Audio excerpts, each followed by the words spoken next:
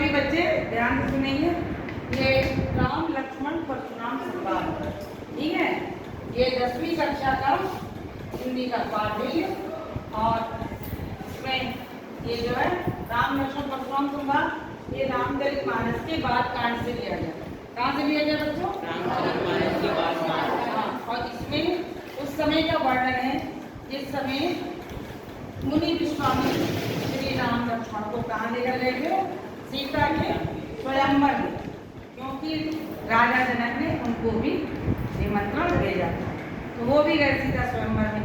और वहाँ पर गए जब तो शिव का धनुष, यही तो शब्द थी उनकी कि शिव का धनुष जो तोड़ देगा हाँ उसी के साथ सीता का विवाह किया जाएगा। तो राम लक्ष्मण ने भी ट्राई किया, तो राम जी ने वो धनुष था कमजोर, प्रत्यंचा चढ़ाना था, लेकिन वो क्या हुआ कि वो छूने मात्र से ही टूट गया और फिर सीता का विवाह हो गया। लेकिन वो जो थे परशुराम जी, क्योंकि परशुराम शिव के प्रबल भक्त थे और उनका शिव जी का और टूट गया तो उन्हें बहुत खराब लगा और वो क्रोध में आकर के बोलने लगे कि ये किसने तोड़ा है। तो जब फिर कोई नहीं निकला तो कौन निकल के आया? श्री राम। श्री राम ने कहा नाथ सब धनु बंदे नहीं आ रहा, कोई एक दास कि कोई एक दास है जिसने कि धनुष तोड़ा है। दास माने सेवक, ठीक है। तो श्री राम को विनम्र थे और बहुत ही प्रेम से बोलने वाले व्यक्ति थे। लक्ष्मण चंचल थे, चपल थे। ध्यान से सुनिए, पीछे के बच्चे आदित्य पढ़ा रहे हैं, आप उस दिन नहीं थे, पढ़िए, ठीक है। तो उस दिन हमने एक पढ़ा दिया था, दूसरा पढ़ा रही हूँ। लगन कहा हंसी हमरे जाना, सुनो देख सब धनुष समाना। लक्ष्मण ने कहा कि हमने तो हंसी हंसी में इसको तोड़ दिया है ना। तो हे देव, हमारे लिए सारे धनुष एक समान, क्या छोटा क्या बड़ा, क्या शिव जी का क्या किसका, हमें इससे मतलब नहीं था, हमने तो तोड़ा। क्या क्षति लाभ धनुष तोड़े, क्या इससे लाभ है क्या हानि, हमको क्या मतलब इस चीज से। राम ने तो इसको नए धोखे देखा था, नया लग रहा था, ये तो पुराना था, घटे घटे में विभक्त हो गया। और इससे हमारा क्या अभिप्राय कि इससे लाभ है या हानि, हमें इससे कोई मतलब नहीं था। छुअत छूट, छूने मात्र से छूट गया, रघुपति का दोष, श्री राम का कोई दोष नहीं। फिर मुनि बिनु कार्य करे तुम, कद माने क्यों, रोष माने क्रोध, बिना कारण के क्यों क्रोध कर रहे हैं, क्या हानि है क्या लाभ है, हमें इसका कोई मतलब नहीं था। श्री राम का कोई दोष नहीं कि छूने मात्र से ही बोले चितय पर उसकी ओरा। किताब में देखिए एक एक शब्द को, बोले चितय पर उसकी ओरा।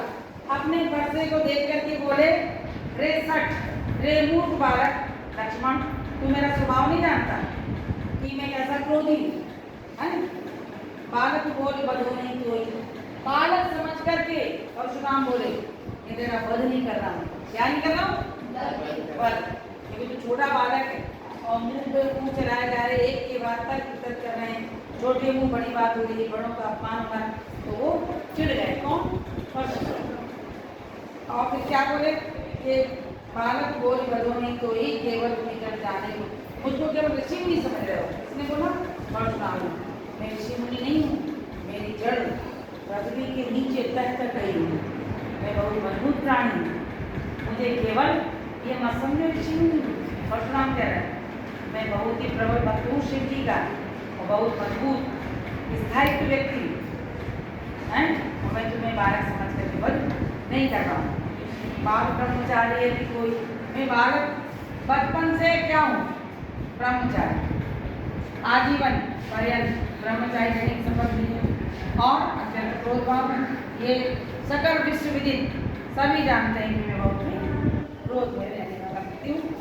और उज्ज्वल भूमि मुखबिन की, उज्ज्वल भुजाओं के बल पर मैंने ये पृथ्वी छीन कर राजाओं से, एक उज्ज्वल भूमि राजाओं से छीनी और देवताओं में विपुल अनेकों बांट दी। मही माने पृथ्वी, देवत माने देवताओं को बांट दी। राजाओं से पृथ्वी छीनी और देवताओं में बांट दी। सहस्र बाहु कुछ छेद निहारा, सहस्र बाहु जिसकी सैकड़ों भुजाएं थी, ऐसे राक्षस की भुजाओं को मेरा वर्षा छेदने वाला है, खंड खंड में विभक्त करने वाला भुजाओं को परस तुल्यो वही तुम्हारा। हे राजा दशरथ के पुत्र, तुम मेरा फरसा बागा देखो। क्यों?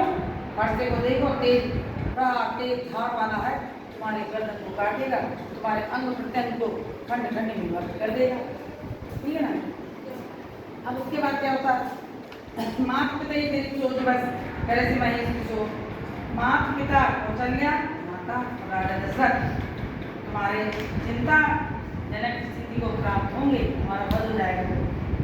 महेश की सोच, ये राजा दशरथ के पुत्र तुम्हारे माता पिता को अफसोस होगा, तुम अगर मर जाओगे यहाँ गर्भन के अर्वक, क्योंकि माता के गर्भ में रखा हुआ शिशु सैकड़ों अनेकों माताओं के गर्भ में स्थित शिशुओं का मैंने इस वर्षे के प्रहार से क्या कर दिया है? नाश कर दिया। माताओं के गर्भ में रखे हुए शिशुओं को भी मैंने मार दिया। मतलब कितना प्रहार है, उसके डर से भी बच्चे मर गए माताओं के गर्भ में। ये मेरे वर्षे की पहचान है। तो बच्चों, एक जो हमने पढ़ाया था कितना, ये 24 छंद है, ठीक है, 16-16 मात्राएं होती हैं, और दूसरा दोहा छंद है, 13-11 मात्राएं होती हैं। तो आप लोगों ने इतना एक पढ़ा, तो बाकी काम कल पढ़ाएंगे। तो आप सभी को समझ में आया? और समझ में ना आया तो फिर से पूछिए। तो आप सभी का स्वागत है, धन्यवाद।